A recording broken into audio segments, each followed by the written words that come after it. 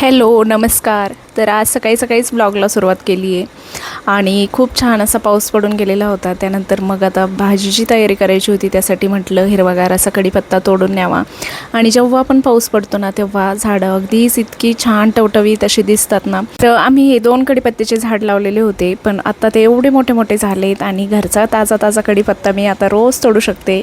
आणि मस्त अशी ताज्या कढीपत्त्याची भाजी खरंच खूप छानच लागते बरं का. आणि हे माझं मनी प्लांटचं झाड मी आत्ता लावलेलं होतं, पण पावसामुळे ते खूप छान असं ग्रो झालेलं आहे. आणि हे लिलीचे रोपं वगैरे म्हणजे पावसाळ्यामध्ये सगळेच झाडं हिरवीगार अशी दिसतात आणि एक वेगळीच चकाकी झाडांना येते. त्यानंतर मैत्रिणींनो, आज मी तुमच्यासोबत माझं सकाळचं रुटीन शेअर करणार आहे. जसं मुलं स्कूलला जाण्या अगोदर कसं कसं मी सकाळी आवरते. तर सगळ्यांचं रुटीन हे सगळ्या आईचं सकाळचं सारखंच असतं, कारण जोपर्यंत मुलं स्कूलला जात नाहीत ना तोपर्यंत आपली कामांची धावपळ ही चालूच असते. आणि आज बटाट्याचे पराठे मला शरीरच्या टिफिनसाठी बनवायचे होते. आणि अभय अगोदर जातो स्कूलला, त्यानंतर मग ती जाते आणि त्याच्या डब्यासाठी मी सकाळी भेंडीची भाजी आणि पोळी दिलेली होती. आणि मला खरं तर 3 प्रकारचं जेवण सकाळी बनवावं लागतं, कारण अभय जातो 6:30ला. तर त्याच्यासाठी मला भाजी पोळी बनवावी लागते किंवा मग जे काही होईल माझ्याकडून सकाळी सकाळी, कारण खूप लवकर तो जातो. त्यामुळे मग कधी कधी बनवणं होतं, कधी कधी होत पण नाही. म्हणजे साधं सिंपलच जे होईल ते मी बनवते. आणि दुपारी मग मी मुलांना गरमागरम काहीतरी खायला बनवत असते, कारण मग ते सकाळी हलकं फुलकंच घेऊन जातो सोबत. आणि मग आल्यानंतर खूप जास्त भूक त्याला लागलेली असते, त्यामुळे मी आल्यानंतर गरम गरमच काहीतरी त्यांच्यासाठी बनवते. तर शरीरला बटाट्याचे पराठे खूप जास्त आवडतात. आणि जेव्हा पण पराठे वगैरे तिला टिफिनला दिले ना तर ती पूर्ण टिफिन फिनिश करून आणते आणि घरी आल्यावर सुद्धा खायला मागते. तर मुलांचं काय माहीत का, आपण सगळ्याच लेकरांना भाजी पोळी हे असं जास्त आवडत नाही. आणि मग अशा कशाही पद्धतीने आपण त्यांच्या पोटामध्ये कसं घालायचं हे आपल्या प्रत्येक आईचा प्रयत्न असतोच, हो की नाही. तर त्याच पद्धतीने मी सुद्धा शरीरच्या पोटामध्ये कसं हिरव्या भाज्या जातील, कसं काय जाईल, त्यासाठी माझं रोजचा प्रयत्न चालू असतो. आणि त्यामध्येच मी बटाट्याच्या पराठ्यामध्ये आज थोडीशी मेथीची भाजी पण टाकली, कोथिंबीर पण टाकली. कशा तरी पद्धतीने लेकरांनी पूर्ण डब्बा जर फिनिश केला ना तर आपल्यालाच खूप जास्त समाधान वाटतं. आणि ज्यावेळेस त्यांचा डब्बा असा फिनिश झालेला असतो ना त्यावेळेस एक आईचा आनंद तो काही वेगळाच असतो. तर छान अशी आलूची स्टफिंग तयार करून घेतली आणि त्यानंतर आता छान पराठे गरमागरम करून घेते. आणि ती घरी पण एक खाऊन जाईल आणि टिफिनमध्ये पण घेऊन जाईल. आता सकाळचं हेच कामं, सगळी धावपळ असते सगळी कामांची. जोपर्यंत लेकरं शाळेत जात नाहीत तोपर्यंत सगळी धावपळच. आणि मग नंतर एकदा का ती स्कूलला गेली की मग नंतर राहिले साहिले आपले जे कामं असतात ते करायचे.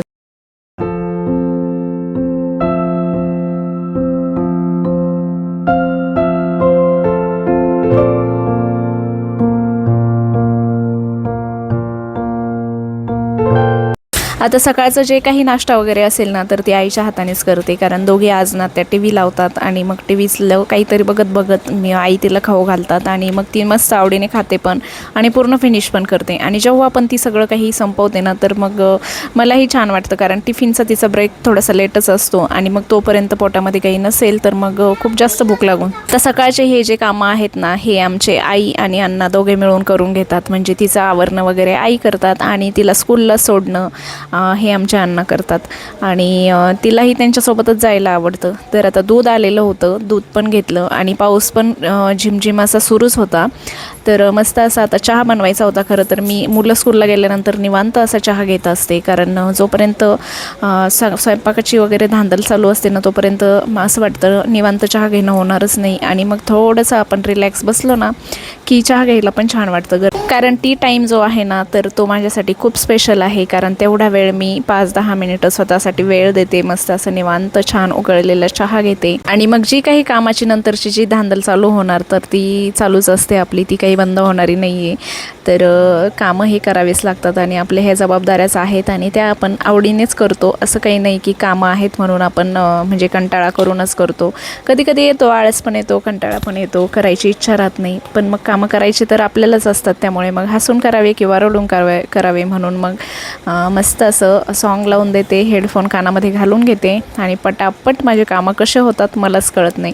चला आता मुलांचे टिफिन तर झाले. तुम्हाला जसं मी पहिलेच सांगितलं की मला 3 टाईम स्वयंपाक करावा लागतो. म्हणजे सकाळच्या 11 वाजेपर्यंत माझं हेच चालू असतं. सकाळी वेगळं, त्यानंतर थोड्या वेळाने पुन्हा शरीरचं वेगळं आणि त्यानंतर मग आमच्यासाठी भाजीपोळी वेगळी. तर अशा पद्धतीने 11 वाजेपर्यंत माझं स्वयंपाकामध्येच किचनमध्येच टाईम जातो आणि त्यानंतर मग राहिली साहिली कामं. चला आता आमच्यासाठी छान अशी वांग्याची भाजी बनवत होते. आणि पोळ्या मी लगेचच करून घेतलेल्या होत्या. कारण आणि किचनवरचा जो काही पसारा असतो ना, तर तो इग्नोरच करा. कारण सकाळी सकाळी सगळ्यांच्याच घरी बहुतेक तरी मला तरी वाटतं की असंच पसारा होत असेल आणि असंच किचन अस्तव्यस्त झालेलं राहतं. किती जरी म्हटलं तर स्वयंपाक करताना किचनवर काही सांडणार नाही असं तर होणारच नाही. आणि काही सांडलं नाही म्हणजे आपला स्वयंपाक कंप्लीट होईल असं पण शक्य नाही. त्यामुळे थोडाफार पसारा होतोच आणि ते आपण इग्नोर करून बाकी नंतर मग आपण त्याला चकाचक करतच असतो. आता किचनचं माझं सगळं काम कंप्लीट झाल्यानंतर आंघोळ वगैरे करून घेतली आणि त्यानंतर मग छान अशी स्किन केअर थोडीशी करून घेते. जेवढं होईल माझ्याकडून तेवढं सकाळी मी प्रयत्न करते. कारण आणि आजकाल मी हे न्यू बॉडी लोशन आणलं आहे तेव्हापासून खरंच माझे म्हणजे हँड्स जे आहेत ना, तर ते मला बऱ्यापैकी टॅनिंग थोडीशी कमी झाल्यासारखी वाटते. आणि मावशी पण आलेल्या होत्या, भांडे आणि फरशी करण्यासाठी ते येतात, तर त्याही त्यांचं काम लवकरच आवरून जातात. म्हणजे माझ्या कामांसोबत त्या पण एकदा आवरून गेल्या की मग सगळं घर स्वच्छ होऊन जातं आणि सगळं काम आवरल्यासारखं वाटतं. तर जेव्हापासून आता स्वतःचं थोडंसं आवरून घेतलं आणि जेव्हा आपण स्वतःचं सगळं आवरतो ना, तेव्हा खरंच खूप फ्रेश वाटतं.